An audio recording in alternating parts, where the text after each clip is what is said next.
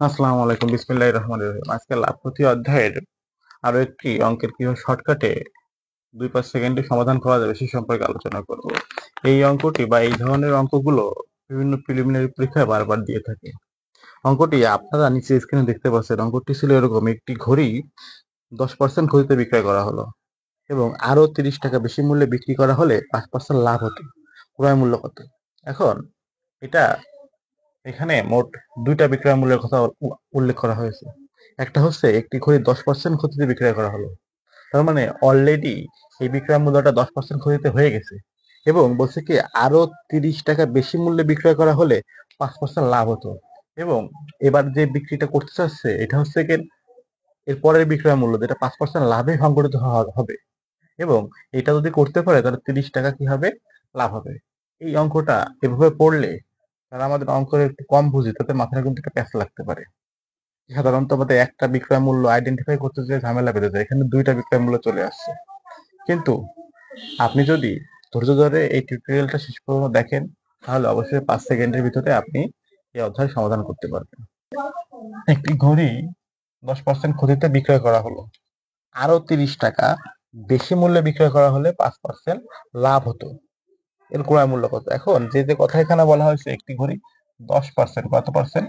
10% ক্ষতিতে বিক্রয় করা হলো। তাহলে আমরা কিন্তু সবসময় ক্রয় মূল্য 100 ধরবো। তো ক্রয় মূল্য যদি আমরা 100 ধরি, তাহলে খেয়াল করেন, এই হচ্ছে ক্রয় মূল্য আমার 100।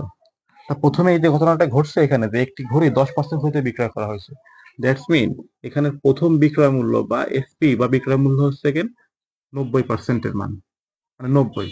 যেহেতু ক্রয় মূল্য আমার সর্বোচ্চটা সিপি বা ক্রয় মূল্য হচ্ছে 100, 10% ক্ষতিতে বিক্রয় করলে হবে 90%-এর মান, মানে 90। এবং পরবর্তীতে বলছে যে ঘড়িটি যদি আরো 5%, আরো 30 টাকা বেশি মূল্যে বিক্রি করা হতো, তাহলে 5% লাভ হতো। তা এখন ওই সেই একই জিনিসটা ক্রয় করছিলাম যেটা 100 টাকা দিয়ে, ওইটাকে নতুন আরেকটা বিক্রয় মূল্য বা এসপি বের করতে হবে। তাহলে এবার হচ্ছে কি করতে হবে? 5% লাভ হবে। তাহলে 100 টাকা যদি ক্রয় মূল্য হয়, 5% লাভ হবে 105। এখন এই যে বিষয়টা হলো, এইটুক যদি আপনার মাথার ভিতর থেকে ক্যালকুলেশন করে নামাতে পারেন, তাহলে অঙ্ক কিন্তু শেষ। 2 সেকেন্ড সময়ের ভিতরে অঙ্ক শেষ হয়ে যাবে। কি বলছে?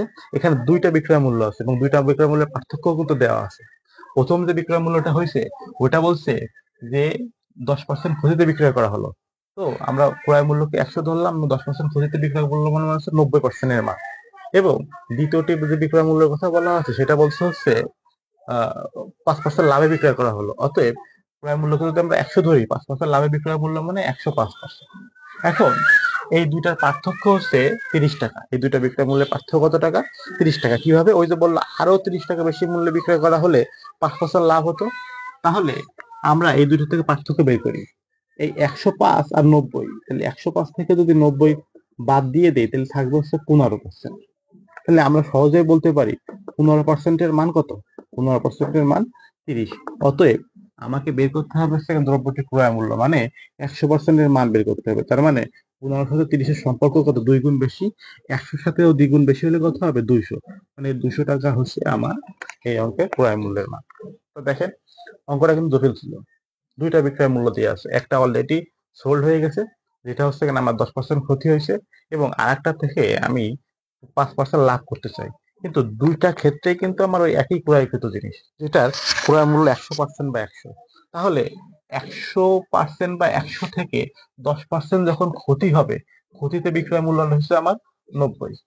আবার ওই 100 টাকার ক্রয় মূল্য জিনিসই যখন 5% লাভ করতে চাবো, তখন বিক্রয় মূল্য হবে আমার 105। এখন এই 90 আর 105, 105 আর 90 বিয়োগফল হচ্ছে কত? 15। এই 15%-এর মানে কিন্তু ওই আরো 30 টাকা লাভ হলো যেটা, হ্যাঁ, আর আরো 30 টাকা বেশি হলো। তাহলে 15% সমান সমান 30, অতএব 100%-এর মান সমান সমান কত হবে? 200। এখানে শর্টকাটটা আমরা অ্যাপ্লাই করেছি, বারবার দেখাই যে 15 সাথে 30 এর সম্পর্ক হচ্ছে কত গুণ? দ্বিগুণ বেশি। অতএব 100 সাথেও এখানে কত হবে? দ্বিগুণ বেশি। মানে এটা শর্টকাটে নিয়ম করা হচ্ছে। অতএব এই অঙ্কের উত্তর হবে 200 টাকা। ধন্যবাদ সবাইকে। এরকম এই সংশ্লিষ্ট অসংখ্য ভিডিও আমাদের চ্যানেলে আছে। যদি ভালো লাগে অবশ্যই সাবস্ক্রাইব করবেন, বেল আইকনটি বাজিয়ে দেবেন, আর লাইক কমেন্ট শেয়ার করবেন। কোনো কিছু জানার থাকলে আমাদের কমেন্ট বক্স খোলা আছে, অবশ্যই আমাদের নক করবেন। আসসালামু আলাইকুম।